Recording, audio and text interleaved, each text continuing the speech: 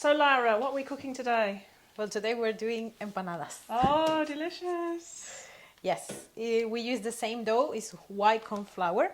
It's gluten-free, no GMO. And yeah, this is like the breakfast of every Venezuelan.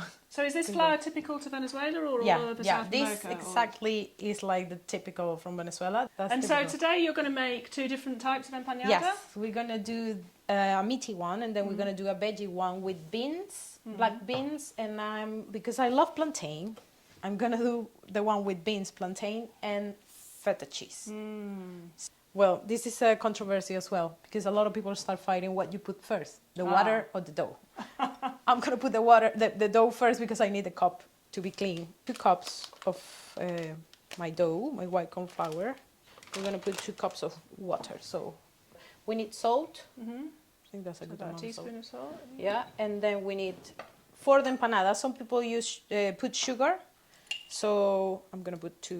So is that quite typical in Venezuela to have that salty sweet? Yeah, because if you have tried the arepa is like you have the fillings and it's salty and you don't have that sweet taste, but the empanada is different, the taste is different. So it's quite easy to mix then? Yeah. We can also put paprika, just to actually, I'm going to put a bit and then I'm going to mix it to have a color in the dough. After this, we need to taste it. Yeah, it tastes good. I'm going to put a bit of water because... So how do you know how much is the right amount of water? What kind of consistency do you want? It have to be, well, if I put more water because it was really... Yeah, too dry. Too dry, yeah.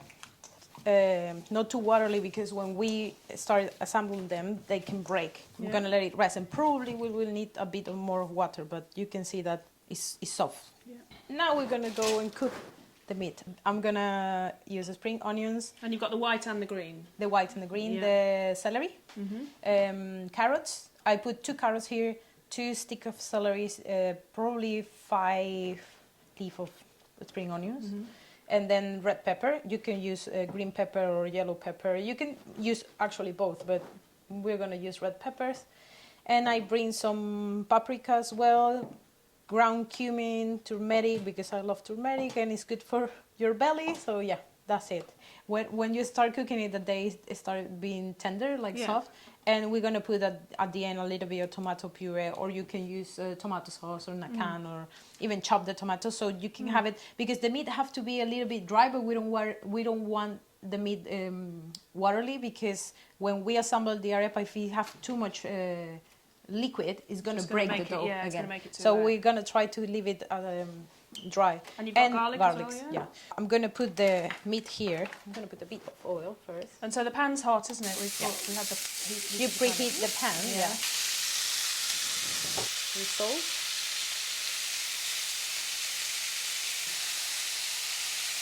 Ooh. So you can have empanadas with meat, veggie. You can do it with chicken. So they can really be filled with anything, can't they? Anything. This is done, so I'm going to move it. Okay, so you're not cooking it all the way through. You can see that it's not cooking it all the way through. You just want that. Still a little bit pink. You see this? Yeah, you see this? Because we're going to have to cook it, and you have the water there. And now I'm going to put more oil in my pan, like, I don't know, 1 spoon. And then I will start just putting this first. And do we do the vegetarian ones at the same time? Yeah, or? we can start doing that one as well. Carrots.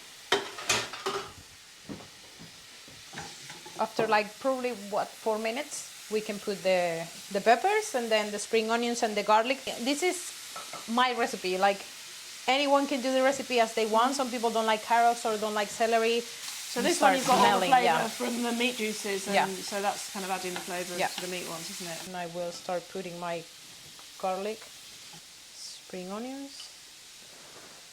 So is this something that your mum would make with you back when you were a kid? Would your mum make it? Or? No, my mum never made empanadas. My sister and my brother, actually my sister was an ace doing arepas. She was the best, like she is the best. That's what I like of, obviously this migration, this big migration of Venezuelan people around, that you now can find our food in any place. But it's beautiful when you see that our food is all over the country. Yeah, and because people are moving. Yeah, and then actually invent so many different ways of eating them. I'm gonna put the meat now, and now we mix, and we're gonna put salt, pepper. I need to put some spring onions to this. Yeah. Is it important to you to be able to cook and eat like Venezuelan food? Oh, yeah. Because you've had to like sort of, you know, you can't go back to your country at the moment. I grew up in a house where you can cook Venezuelan food, but it was also a house with Portuguese taste. I believe I didn't cook that much Venezuelan food. My mom used to cook, for example, she loved to cook the codfish that in Portugal is bacalhau. It's really salty fish. That's why fish, that's why when Karin was cooking the salty fish, I was like, this is actually how I eat it at home. And now I'm gonna put the tomato puree. And do we put the same spices in with the veggies or not? Yeah, you can put the same spice in, no tomato sauce, but I think we can put actually and we put the beans. Yeah. So I'll just put a little bit of each of the spices. Yes. So yeah, whenever I have a friend or from different nationality, I just want to cook to them and make our typical food. I think this is done. So it's really good. I'm gonna put it on the side. Now we're gonna do the plantains. So we should heat the oil then in this Yeah. one. And how do you choose the right sort of plantain? So I tend to buy like yellow, So it's black. still a little bit firm. And you but can starting to even go see black. that. You see, it's not that. So not the very softest plantain. Yes, but yeah, here I'm so happy because I can find the Harina Pan, and then I can find plantain. I'm gonna show you. Look how is the dough. It's okay, but I feel like it's a bit dry. So we need a bit more of water because if not, So it might fall apart. Yeah. Every time I'm calling my dad, he's telling me I'm eating an empanada. So doing this recipe today, it's bringing me a lot of memories and It reminds you of your family. Yeah. So that's hard, isn't it, being apart from family? Yeah, it's hard. I mean, I cannot complain because I have my twin here and I can visit my mom in Portugal, but yeah, it's hard. At the same time, it's just like more places to travel and go. Yeah, so at least you can travel. Like, obviously, some of the people in Stories and Supper can't travel, can they? So, Yeah. At least, so that's at least why you can travel and. Yeah, that's why Yeah. I always remember the first time I went to Stories and Supper. I started listening to the stories of the other people, and I was like, okay, I'm not in a bad place because I have my boyfriend here, and I'm not alone, and actually I have a Portuguese passport, and I started seeing life in a different way, like more grateful.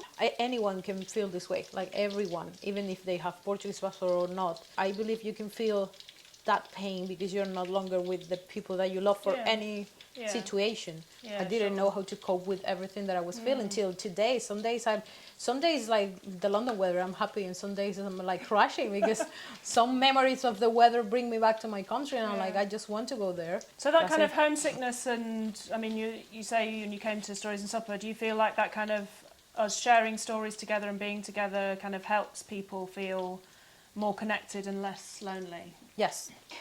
Every time I was sharing my story, I feel like a part of me was, broken. It was just falling apart. But then every time I start sharing the story, it makes more sense, and I stop crying. Because I remember when you invite me to talks and everything, one thing and another was, coming towards me like memories of my dad, or that day my dad called me and I was like, oh, I have to talk about my situation. And it's like, it was difficult, but with time you start rethinking what you're saying and actually staying calm with your feelings. And when you start sharing them, for example, me, I share them for a point of view of mental health and helping others. So the plantains, so these are done. Yeah, you're gonna need a plastic bag, and I have my dough here. So basically you do this.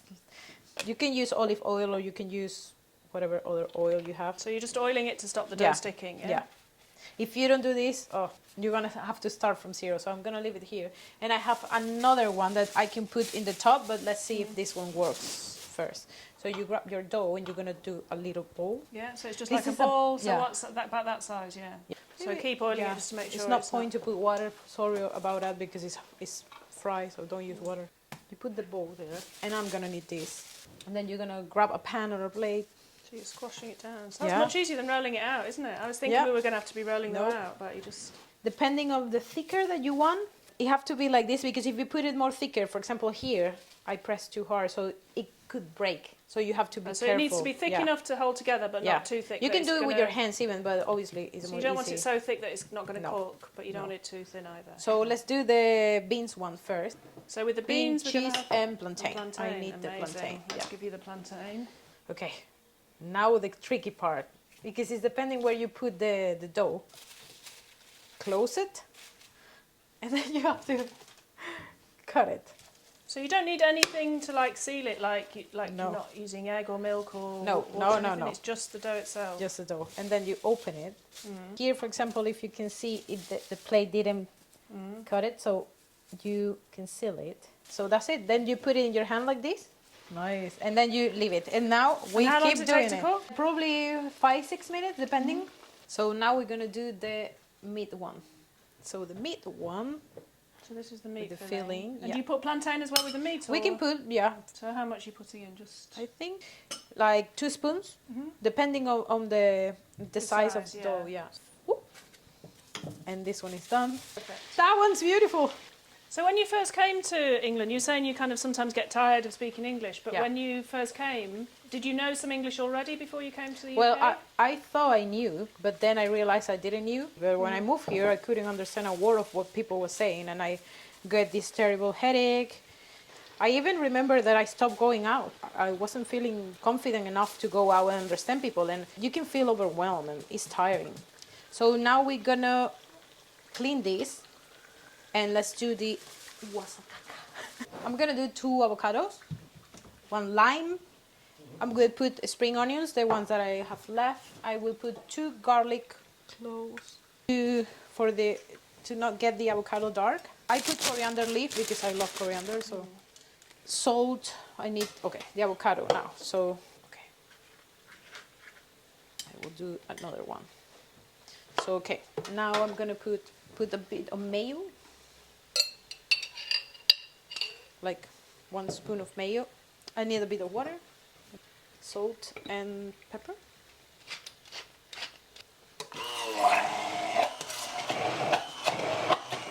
So the idea is to have the empanadas, and then we're gonna cut one so you can see how it looks. Then you put the sauce, and you eat and put the sauce. more sauce. Yeah, Ah. So this is the last one. Yeah, I And think it's ready. it's time to eat. I'm so excited. Amazing. It's good. It's so delicious. Let me see if the flavors are okay. Oh, it's delicious. It's a combination of the sweet and salty of the dough, the flavors in the beans, the cheese, the plantain, and then the sauce. It's like an explosion of flavors. That is just perfect. Yeah, this is perfect. And now the meat one. Ooh. Amazing. And that's it. That's my recipe of empanadas.